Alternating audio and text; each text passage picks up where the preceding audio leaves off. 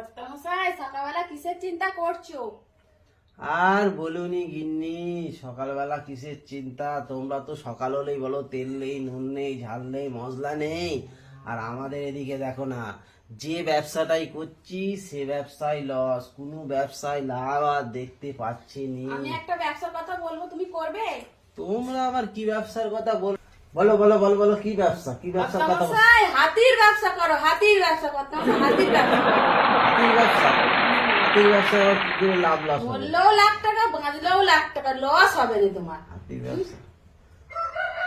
হাতির ব্যবসা? এ কি আমাকে কি রহস্য করে গেল? হাতি বাঁচলেও লাখ টাকা, মরলেও লাখ টাকা।